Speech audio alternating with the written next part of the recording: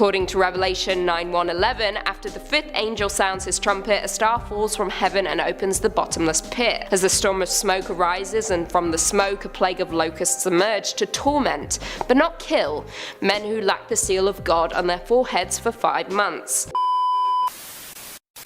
Welcome back to the channel, or welcome to the channel. My name is Utikas if you are new. And so without wasting any time, let's get to the video. In 1409 to 1410, the Lantern of Light gifted us with a classification system based on the 7 deadly sins, all of which appear in the Bible. In most cases, angels fallen from grace and into the depths of the underworld, living out the rest of eternity as the demons who do the bidding for our dear friend Satan. So today on Top 5 Scary Videos, we have compiled a list of 5 of the scariest demons that appear on the 7 deadly sins list, and of course within the Bible. Before we begin, make sure to stick around until the end of the video where I'll be responding to some of your comments.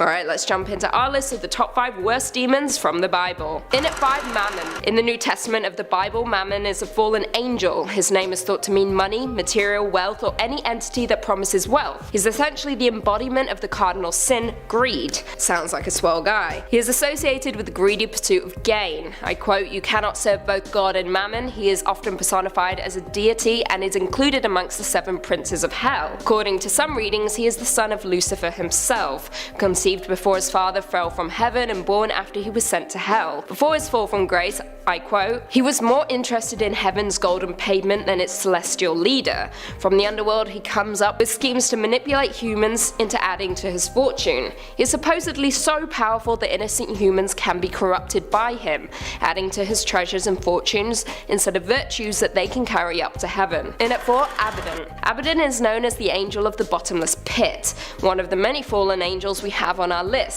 In the New Testament book of Revelation, they are described as the king of an army of locusts, as well as destroyer, the angel of the abyss. As the king of locusts, he has an army resembling horses with crowned human faces, women's hair, lion's teeth, wings, iron breastplates, and a scorpion stinger. Nasty. Many believe Abaddon to be the Antichrist, but others identify him as the angel as Satan. According to Revelation 9:1-11, after the fifth angel sounds his trumpet, a star falls from heaven and opens the bottomless pit. As a storm of smoke arises, and from the smoke a plague of locusts emerge to torment, but not kill, men who lack the seal of God on their foreheads for 5 months. His origin gets a little hazy, making him appear to be the servant of God, yet also a servant of Satan. Guess it's up to you what you believe. In at 3. Yeah, and before we continue, the way this entity was mentioned in the book of Revelation, I do wonder, is it like metaphorical or literal? I'd like to hear your thoughts.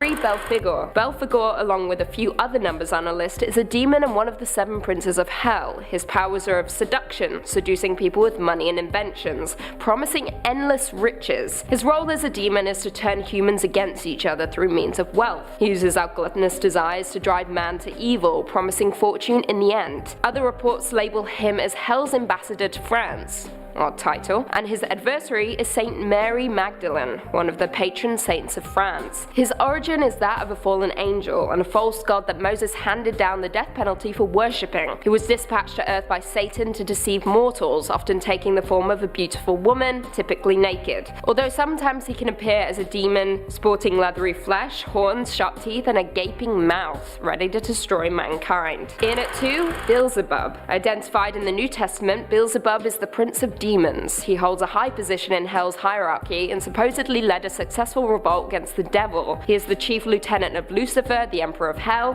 and is often placed among the 3 most prominent fallen angels, the others being Lucifer and Leviathan. He is capable of flying, which is the worst, and is known as the Lord of the Fires or the Lord of the Flies. Beelzebub is rumored to be responsible for many demonic possessions throughout history. One of the most famous is the possession of Annalise Michel, a teenager who was diagnosed with epilepsy before a number of exorcisms were later performed, eventually resulting in her death. Beelzebub was also believed to be sowing his influence in Salem, Massachusetts. His name was repeatedly mentioned during the Salem witch trials. And finally,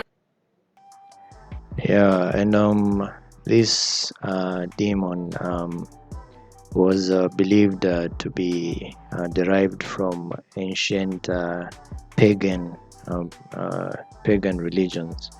So if you're interested in that, you can look it up, but I might not be remembering it correctly. But yeah, if you want more information, yeah, it's everywhere out there. And number 1, Lucifer. In classical mythology, Lucifer, meaning the bringer of light, was the name of the planet Venus, though in many cases Lucifer was represented as a winged child pouring light from a jar, or even a man bearing a torch. Now in Christianity, as we know, Lucifer became so obsessed with his own beauty and intelligence that he began to desire the honor and power that belonged to God, corrupting him and forcing God to cast him down to the underworld. It is also noted that once he was cast down, he changed his name from Lucifer to Satan, meaning adversary.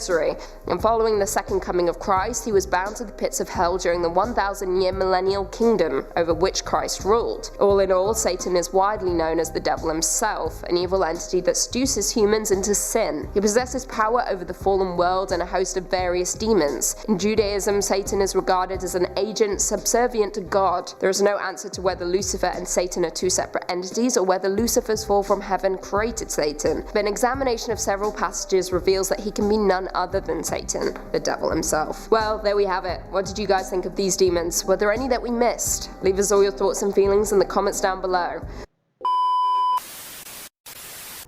Yeah, so that I guess that's the end of the video, and the rest of it is just responding to comments and so on.